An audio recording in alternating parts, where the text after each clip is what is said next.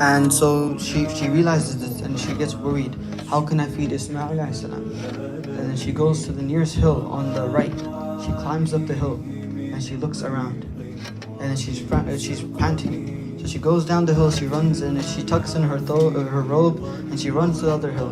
Why she's running back is that there might be a caravan that she misses that passes by.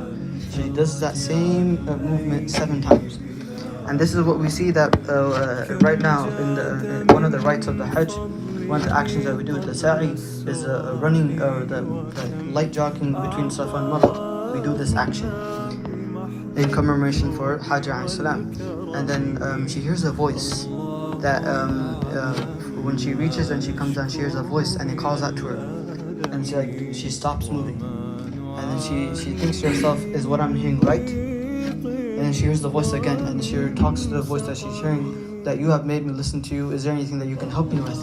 And she looks back and she goes down there and she sees an angel hitting the area between near Ismail salam. Some say with his wing, some say he's digging it with his heel, and later on the water starts gushing over there. And it said that angel was Jibreel alayhi salam. And she goes there and then the water is rushing. She tries to cover it with her hand like a basin. So make sure that the water is gushing, they need to be able to use it. For them to be able to use it, they need to make the water stationary. And the Prophet Muhammad says in the hadith where he says that may Allah have mercy upon the mother of Ismail alayhi salam, where if she had not done the action of securing the water around, to this day the spring of Zamzam would have been a spring among the springs of the world. That Zamzam would have kept flowing and flowing and flowing. It would have been a spring on this earth. But she kept it, and the well is still there today and is still pumping water. That when she was making the basin, she said in her language, Zam, Zam, Zam. Zam meaning like stop, stop, stop, stop. Hence the name Zamzam. And that Zamzam water is still not stopping to this day, inshallah. It will not stop until the Day of Judgment. And it's pumping thousands and thousands of gallons of water every hour. And then what happens is that there's water now, and then the birds start flocking around on top. So a passing caravan sees this, and they know that wherever there's the birds circling, there is something there. So they go there, and they find that there's a woman with her child, and there's a water that's gushing and gushing. They know this is not normal, because when you're in a desert, you know there's no water, and it's abnormal for there to be a gushing water. They know it's a miracle. So they go and they ask Hajj alayhi salam that, can we use this water? Now she looks and she's a little bit surprised, because if there was anyone, if you see you're in a desert and you see that there's only a woman and a baby there and you have a whole caravan, you would probably take the woman, throw her away or kill her and take the water for yourself. But they didn't do that. They asked for permission. They said, can we use this water? She realized that these people have ethics, they have morals, and she said that you can use this, but remember that this is not your property, it is mine. And up till this day, no one owns the Zamzam water. No one has bought the Zamzam water. It is for everyone to use. And so what happens is that they build a mini, you can say, tribe over there. And then the tribe is known as Jurhum.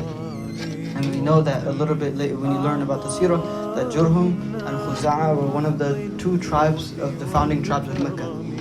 This is where Mecca was originated. When you go and you trace all the steps back, you know that this is where Mecca started. So later on, Ismail salam, he grows up in that village or the tribe, and he learns his manners. He becomes a very, very good hearted man, and he ends up marrying one of the daughters of the Jurhum tribe. And so one of the next stories is that Ibrahim salam, he would sometimes visit. He would visit and go. He would visit and go. He wouldn't stay there. He would visit and go. What is the situation there? He goes and then he meets the wife of the current wife of the Ismail salam, and he asks, what is your current situation? And she says, our current situation is very bad. We're out of food, we're out of water. And he asks, where is your husband? And she says, he's off. He says, send him my salams. She says, sure. And he also gives her a bit of advice that if you want to be relieved of this situation, that tell him to divorce you. So when Ismail comes back, she says that I met an old man with description such and such, and he told me that for us to get out of the situation of this their poor situation, that you have to divorce him. And Ismail says that man was my father, and he ended up divorcing her. And later on, after a couple years pass, Ibrahim comes back again, and he meets the other wife, and he says, "Where's your husband?" Same questions, and he asks, "What is your situation now?"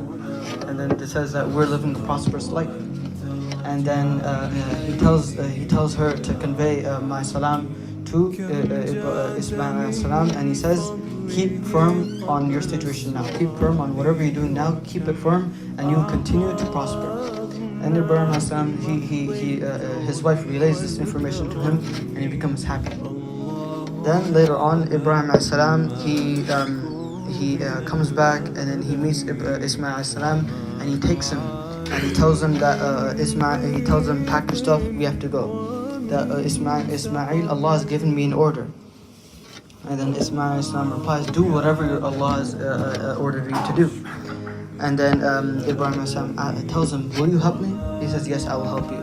And they go, and then he says, Allah has ordered me to build a house here.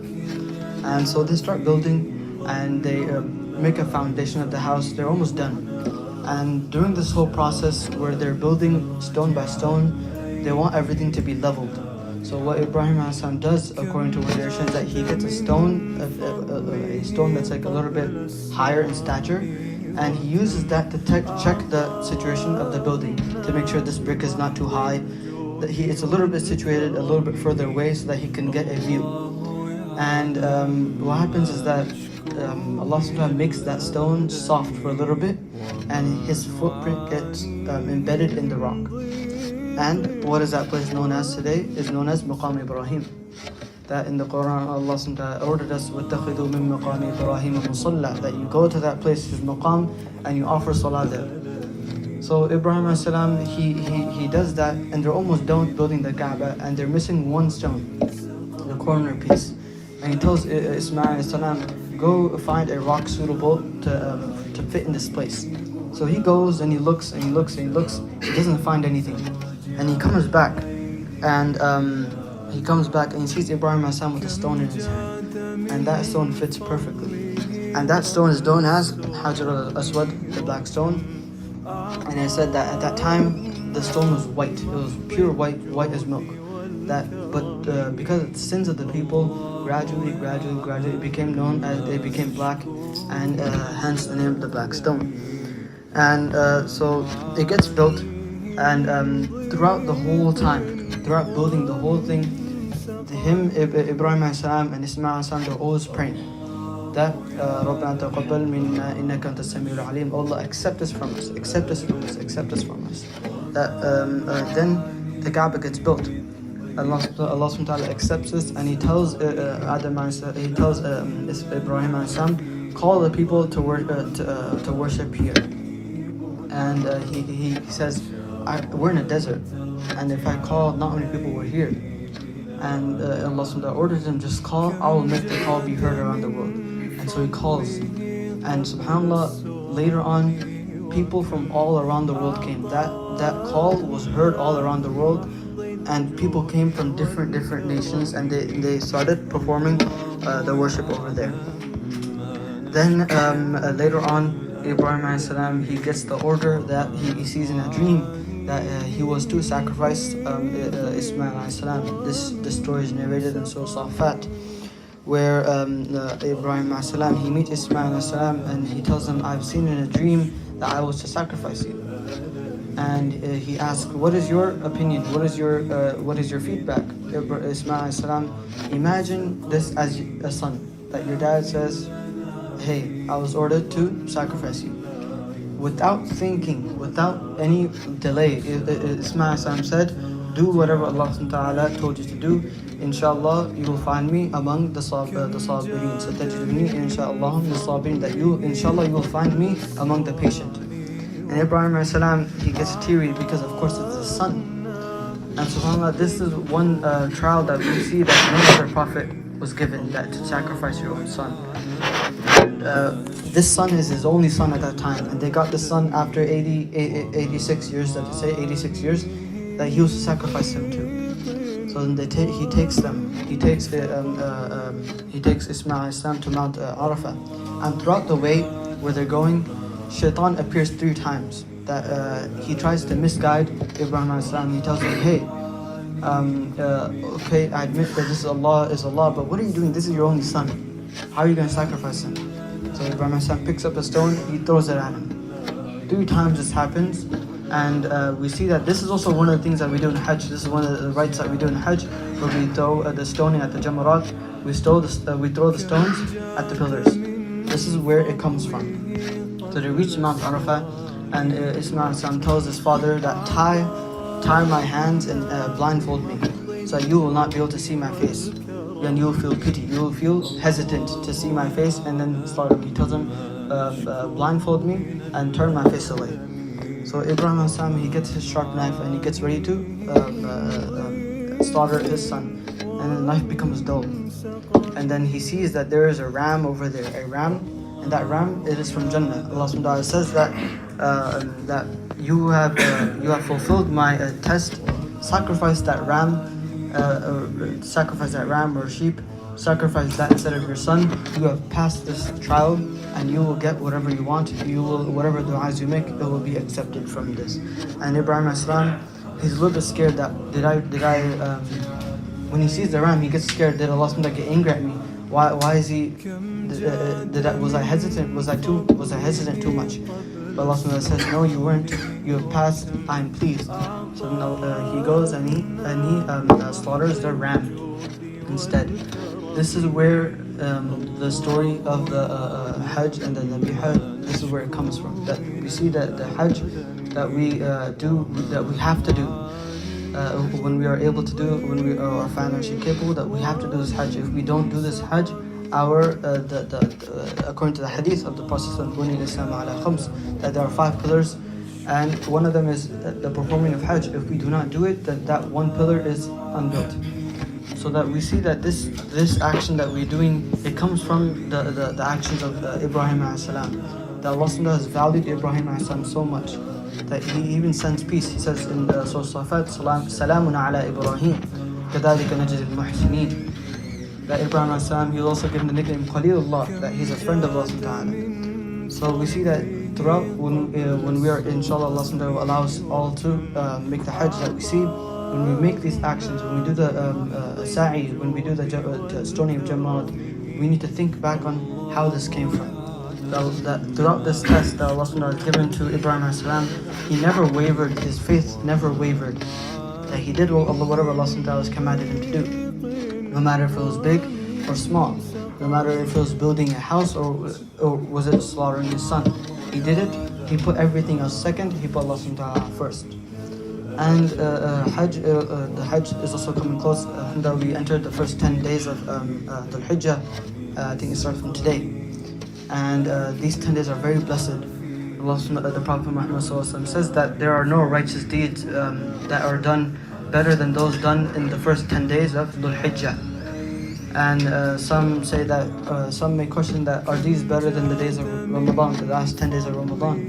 And the scholars, they said that when Allah Ta'ala swore in Surah Fajr, wal Fajr wa layalin ashr, He's referring to the first 10 days of Dhul Hijjah. So they say that the first 10 days of Dhul Hijjah are better than the last 10 days of Ramadan, but the 10 nights of Ramadan are superior to the 10 nights of Dhul Hijjah.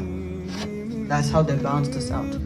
So the Prophet orders us that we make a lot of tasbih, tahmeed, and takbir during these times, that we increase our worship, that we always stay in dhikr.